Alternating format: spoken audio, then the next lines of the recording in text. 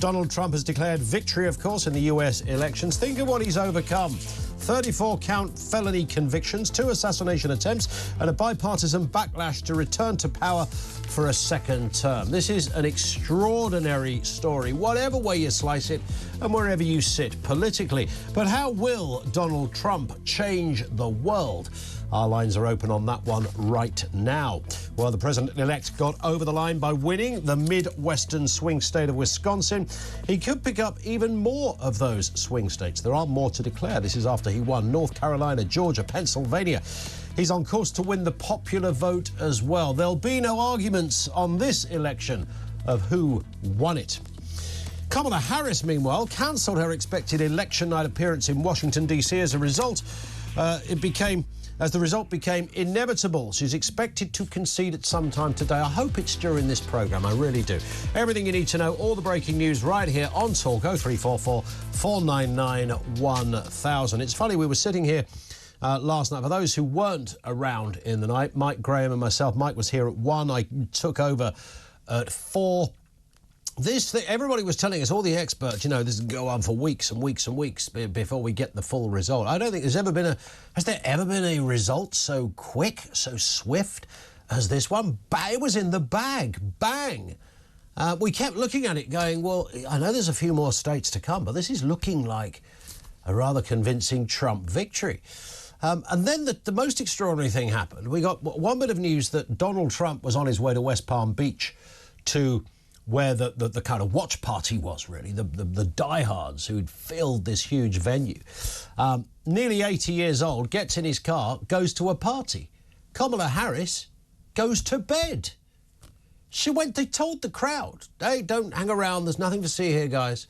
There's going to be no speech this morning, and I think that was the tipping point. You don't send your support base home if you think you're about to win an election, right? So it was all but over at that stage. But then, of course, as those numbers notched up, it became apparent that there was no way back for Harris and co. I'm sure out there, so I reckon if you turned on CNN now, somebody would be going, I think she can still do it. I think that's arguably going to be the case. How will Donald Trump change the world? I was telling Julia an abridged version of the Democrats that I interviewed last night. We had a bit of a mixture. Last night, it was early this morning. A bit of a mixture of people on from across the pond and here in the UK as well with their views and thoughts. And it was absolutely fascinating to talk to very experienced Democrats, former congressmen, commentators, those who've been around Capitol Hill all of their lives, 4 or 5 decades worth of experience, scratching their heads saying, I don't know what happened.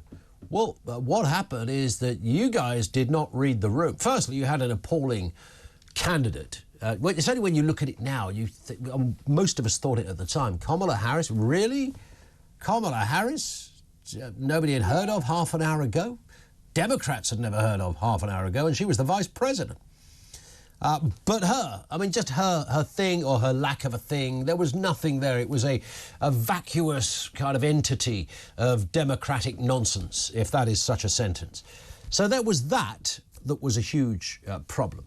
But, of course, where the commentators and these Dems that I was interviewing, where they hadn't read the room was about appetites and political desires and aspirations. And a real sense, and I think we have it over here, even though the left has managed to get in July, I think that will change. But a sense that we're kind of living in a really weird world where, but it's the sort of upside down thing. It's the opposite game. Black is white, night is day, left is right, right is... It's all of that.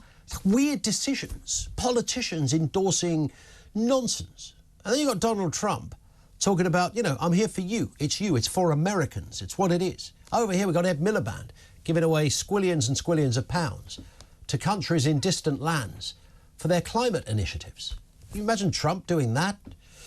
0344 499 1000. That is where you will find us. And I want your response on this. How will Donald Trump change the world? Because, of course, when you become president of the United States, the implication there is not just for America, but for the wider world as well.